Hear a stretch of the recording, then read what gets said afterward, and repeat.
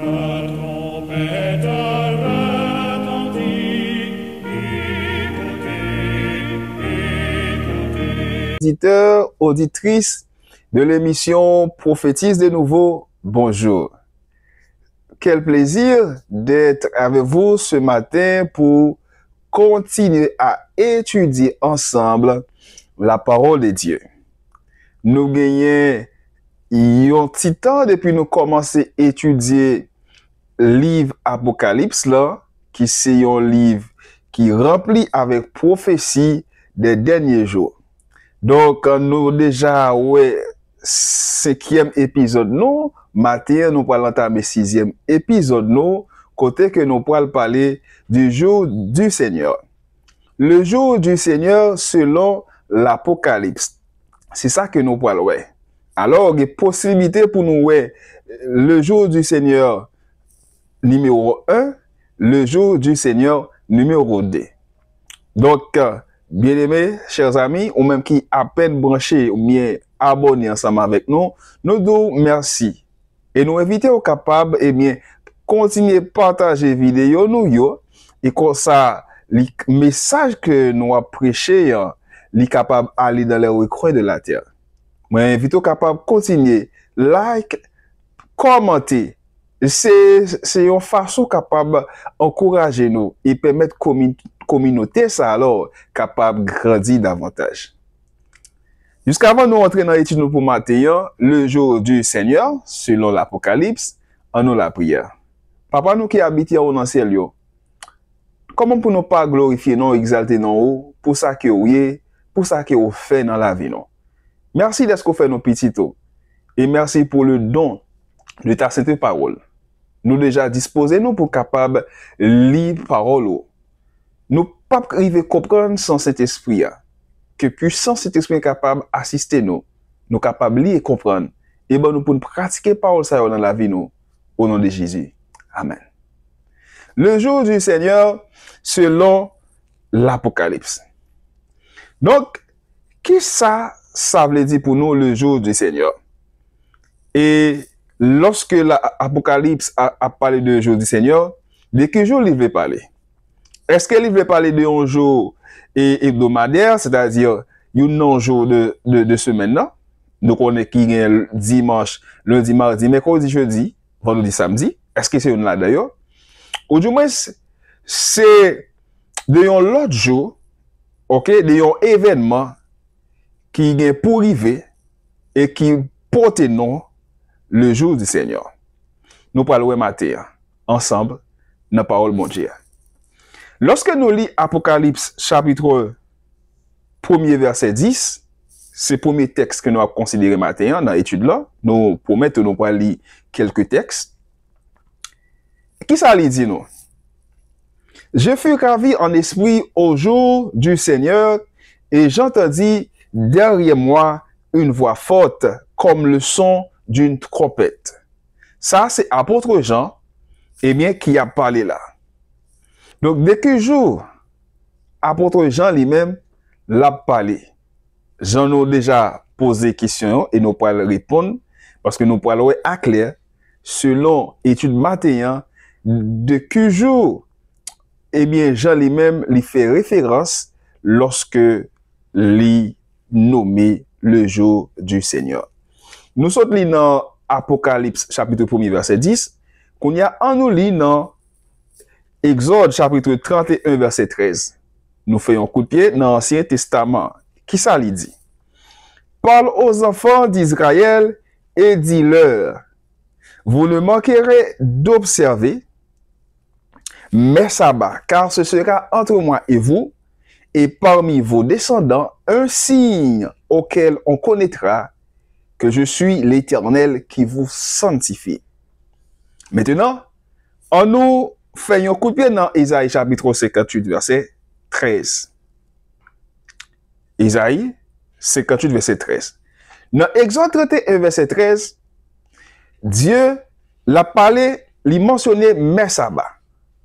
Mes sabbats, les sabbats de l'Éternel qui constituaient un signe entre son peuple et lui.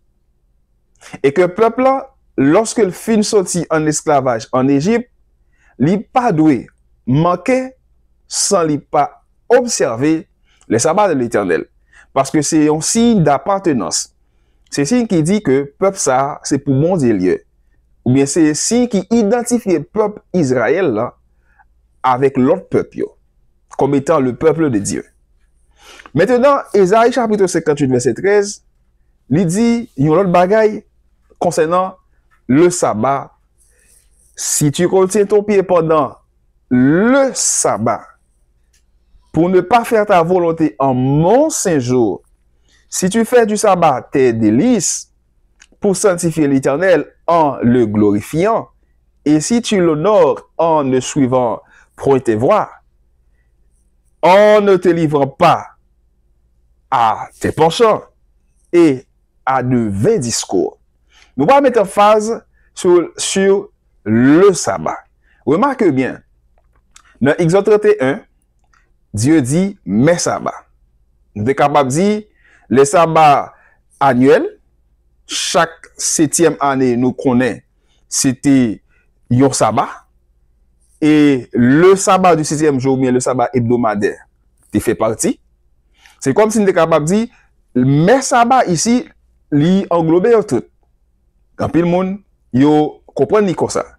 Mais, Esaïe pour mettre en phase sur le sabbat. Maintenant, il est question du sabbat, le article défini, le sabbat de l'Éternel, son saint jour, et que Dieu lui relève ça, mon saint jour, eh bien, peuple a pour devoir plaire à Dieu au cours de ce jour, le sabbat du 7e jour. N'a pas avancé, toujours dans l'idée pour chercher qu'on est de qui jour du Seigneur, et apôtre Jean lui-même l'a parlé. Et lorsque nous lisons Matthieu chapitre 12, verset 8, nous dans le Nouveau Testament, encore, car le Fils de l'homme est maître même du sabbat. Ça, c'est déclaration de Jésus-Christ. Maintenant, selon le texte, eh bien, selon la Bible, nous devons comprendre le jour du Seigneur, eh bien, c'est le sabbat du 7e jour. C'est ça que nous essayons de comprendre. N'a pas avancé. C'est étudier, n'a pas étudié. Et chercher, n'a pas cherché. Eh bien, le jour du sabbat, qui c'est jour d'adoration que mon Dieu instauré depuis de la création, eh bien, c'était dans le jour sabbat, ça, apôtre Jean lui-même, t'as recevoir la vision et que t'as ouais Jésus-Christ dans sa gloire. Eh bien, Jean, comme les autres apôtres, il était qu'on observait le sabbat de l'Éternel fidèlement. Et même sur l'île de Patmos, constituée comme une prison, eh bien, Jean était fidèle dans observer le saint sabbat de l'Éternel. N'a pas avancé. Même Jean était qu'on observait le sabbat dans les villes, dans les villages de Judée. Eh bien, c'est comme ça, Jean était fidèle en observant le saint sabbat de l'Éternel, ok, pendant que l'été en exil, eh bien, sur l'île de Patmos. Donc, nous voyons que Jean te comprendre les promesses de Dieu qui marchent avec le jour du Seigneur, le jour du sabbat. Apocalypse, chapitre 1er, verset 10, eh bien, il indique nous de façon claire et que Jean l'était recevoir la vision de Jésus-Christ le jour du sabbat. Le sabbat du 7e jour. Eh bien, qui s'acrivait? Dans la vision que Jean te recevoir là, Jean te ouais des événements qui viennent pour arriver dans les temps à venir. Eh bien, événements ça qui viennent pour produire dans les temps à venir, lors de la seconde venue de Jésus-Christ, et ce jour-là, ok, l'y mentionné ou bien l'y baptisé du jour du Seigneur. On essaie de comprendre. Jean recevra vision, ok, le 7e jour, le jour du sabbat, le jour du Seigneur. Ésaïe, 58, verset 13, côté Dieu dit, mon séjour. Eh bien, vision ça que Jean recevoir dans jour sabbat, sous le Patmos, non?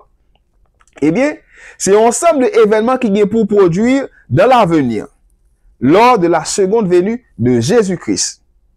Et ce jour-là est baptisé du jour du Seigneur. Est-ce que nous comprenons? Dans le jour du sabbat, Jean recevra vision et considéré comme le jour du Seigneur, le jour d'adoration, et que Dieu institué alors depuis de la création. Et vision ça que Jean recevra, il parlait des événements à venir, et événements ça qui est produit lors de la seconde venue de Jésus-Christ. Et ce jour-là, eh bien, l'intitulé ou bien baptisé, bien le porté nom le jour du Seigneur. N'a avancé. Donc, nous sommes capables de dire que, même si j'étais dans souffrance quand il était sur le département, là, mais j'étais été fidèle. OK, dans l'observation, le saint sabbat de l'Éternel. Donc, nous sommes capables de dire que, lorsque Jésus-Christ a pris pour le retourner, lors de sa seconde venue, tous les rachetés alors de tous les âges, ils ont pour aller rencontrer Jésus-Christ, côté Jean lui-même l'a fait partie de Moun Saïwa. De la pensée juive, le jour du sabbat est considéré comme un avant-goût de l'Olam Haba. L'Olam Haba, qui c'est un mot hébreu, normalement qui signifie le monde à venir. Pour juifs, sabbat c'est un avant-goût. Eh bien, de ça que nous avons pour nous jouir, ok, dans le monde à venir. Eh bien, Jean lui-même, lui goûtait, étant sur les deux Patmos, eh bien, Jean lui goûtait à travers cette vision-là, eh bien, de bons bagailles, lui gain pour lui aller vivre dans le monde à venir. N'a avancé. Donc, nous voyons que jour sabbat qui c'est 7e jour là, eh bien, c'est un jour que bon Dieu mettait à part depuis dans le jardin de Den. Après, bon Dieu fin créer toute bagaille dans 6 jours, que nous parlons des textes tout à l'heure. 7e jour, là, il était reposé. Eh bien, sabbat, c'est quelque chose de précieuse. Et que Dieu lui-même, liban nous. Et que Jean lui-même, t'est bénéficié, même lorsque il était en exil sur l'île de Patmos. Nous voyons que c'était un sabbat extraordinaire pour Jean. Sabbat, ça, où il t'a recevoir, ou bien quand il t'a recevoir la vision de Jésus-Christ. Côté que Jean, il peut recevoir un ensemble de révélations de Jésus-Christ et qu'il pas jamais gagné, même s'il t'a marché ensemble avec Jésus-Christ pour un long temps. Et Jean, c'était le bien-aimé de Jésus-Christ. C'est disciple qui était plus proche de Jésus. Tête était souvent sous la poitrine de Jésus. Et tandis que Jean-Paul connaît davantage de Jésus-Christ, l'exaltation de Jésus-Christ, c'est lors de cette vision sur l'île de Patmos, dans le jour du sabbat de l'Éternel. Et c'est là, Jean-Paul, ouais, comment Jésus exalté. Et c'est là, Jean-Paul, recevoir des vérités exaltantes de Jésus-Christ et que le Père jamais connaît, même lorsqu'il a marché avec Jésus-Christ, lorsque Jésus-Christ était parmi eux. Maintenant, on nous lit Exode chapitre 20, verset 11, qui ça lui dit nous concernant le jour du Seigneur ou bien le sabbat du 6e jour. Car en 6 jours, l'Éternel a fait les cieux et la terre et la mer et tout ce qui est contenu, et il s'est reposé le 7e jour. C'est pourquoi l'Éternel a béni le jour du repos et l'a sanctifié. On va regarder maintenant Deutéronome chapitre 5, verset 15. Qui ça lui dit? Tu te souviendras que tu as été esclave au pays d'Égypte et que l'Éternel, ton Dieu, t'en a fait sortir à main forte et à bras étendus. C'est pourquoi l'Éternel t'a ordonné d'observer le jour du repos. Ça nous comprend. Dans Exode 20, verset 11, il présente nous le sabbat comme étant le couronnement de la création de Dieu. La raison nous observer le saint sabbat de l'Éternel, c'est parce que il rappelle nous que, eh bien, c'est bon Dieu qui crée toute bagaille. Il rappelle nous que Dieu est le créateur de toutes choses, et il rappelle nous que lorsque bon Dieu a fini de créer toute bagaille en 6 jours, et 7e jour, on a reposé. Remarquez dans le texte, il dit que raison fait que bon Dieu a sanctifié jour sabbat du 7e jour là, c'est parce que ces jours ça, il était reposé lorsque il était venu créer toute bagaille. C'est-à-dire, raison numéro 1 pour nous observer le sabbat du 7e jour, c'est parce que le rappelez-nous que c'est Dieu qui a tout créé, Dieu comme étant le créateur. Deuxième raison, Deutéronome chapitre 5, verset 15, Dieu a dit, souviens-toi, nous gagnons pour nous songer que nous étions en esclavage en Égypte et que Dieu lui-même était libéré nous pour lorsque nous vîmes libres pour nous être capables d'adorer. Parce que nous ne sommes pas capables d'adorer mon Dieu tout en côté que nous étions en esclavage. Tout en étant alors en esclavage, nous ne sommes pas capables d'adorer Dieu. Dieu libéré peuple là pour peuple là capable de venir adorer mon Dieu librement. Donc maintenant, eh bien, nous voyons que sabbat n'a adoré bon Dieu là-dedans, c'est parce que c'est un symbole de capable de dire, il rappelle nous la délivrance que Dieu nous a accordée, eh bien, à travers Jésus-Christ à la croix, lorsque il libère nous de l'esclavage du péché. Même genre, eh bien, les Hébreux, peuple Israël, là, eh bien, ils ont pour devoir, eh bien, observer le sabbat éternel. D'abord, c'est parce que il rappelle nous la création. Ensuite, il rappelle nous que nous étions esclaves, mais Christ libéré nous. Maintenant, puisque nous libres qu'on est là, nous devons adorer Dieu dans son saint jour. Donc, en fait, nous sommes capables de dire, sabbat, il rappelle nous Dieu comme étant créateur et rédempteur. Nous n'avons pas avancé pour nous capables de lire quelques textes jusqu'avant nous mettre fin avec l'étude pour matin. Nous ne pas aller trop abondant et dans l'étude nous pour matin. Donc, rappelez-nous que étude nous matin, c'est quel est le jour du Seigneur selon l'Apocalypse. Nous venons à travers quelques textes que nous considérons et dans l'Ancien Testament comme dans le Nouveau Testament qui nous une idée plus ou moins claire du jour du Seigneur et que apôtre Jean a parlé de lire. Maintenant, nous avons avancé toujours avec étude là, matin. La majorité de dans le monde là, il fait comprendre que le jour du Seigneur, c'est le jour et c'est le premier jour de la semaine, soit le dimanche. Et sur ça que est basé, c'est parce que c'est jour ça que Jésus-Christ était ressuscité. Puisque Jésus-Christ est ressuscité dans le jour ça, eh bien ça fait des jours ça, un jour de repos.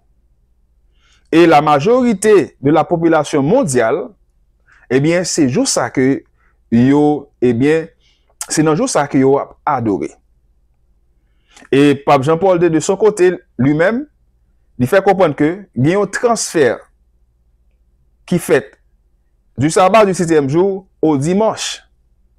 Et tout le monde est bien censé accepter. Mais est-ce que c'est la Bible qui valide ou bien c'est l'homme qui fait choix? Donc, par rapport à texte que nous lisons déjà, nous sommes capables d'essayer de comprendre quelque chose. Mais nous pas prêter là, n'a pas avancé. Donc, Apocalypse chapitre 1er, verset 10 que nous sautons lire, qui parlait nous du jour du Seigneur, il n'a pas fait rapport du tout, il n'a pas fait référence du tout au dimanche, le premier jour de la semaine. Mais ça qui fait force point de vue, ça, c'est parce que majorité père de l'église romaine, eh bien, yo fait comprendre, yo parlait du Dominus Deus comme étant jour du Seigneur.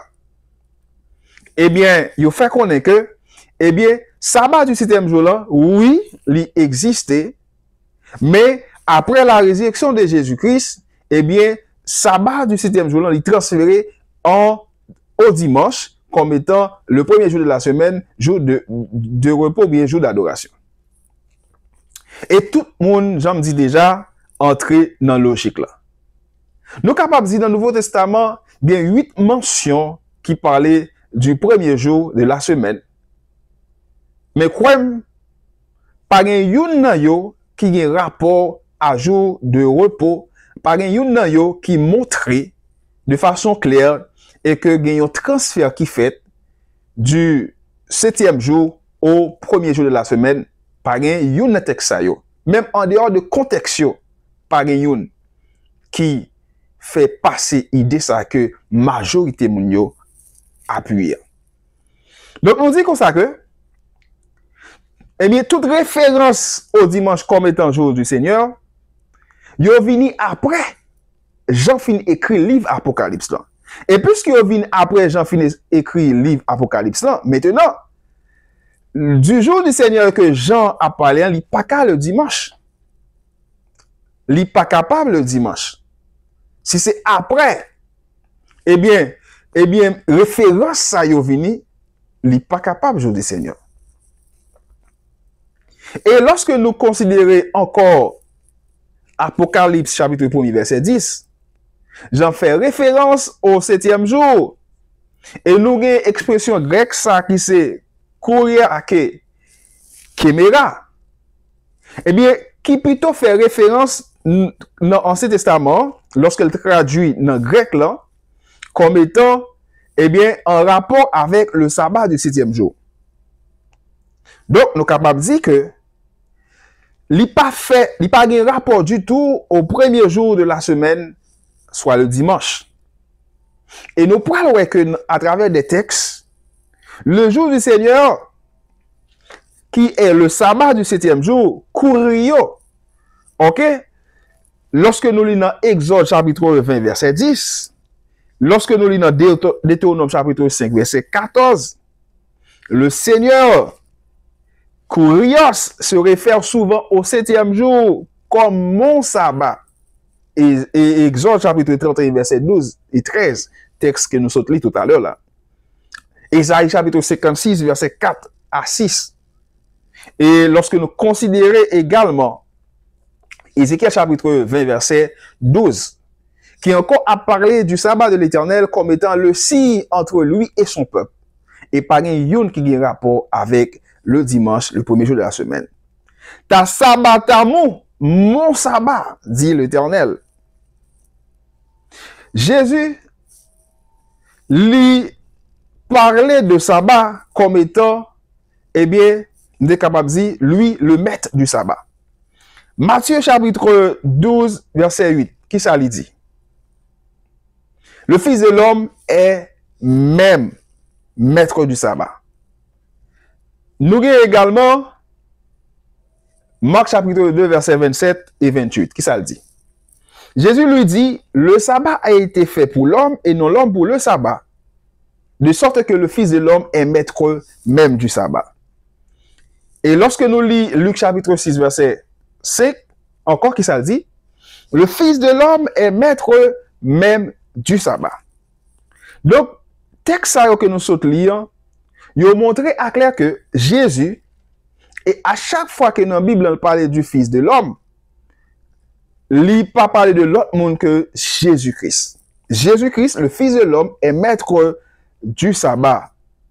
Nous sommes capables de dire, donc, à travers le texte, le jour du Seigneur, selon apôtre Jean, il plutôt fait référence au 7e jour de la semaine.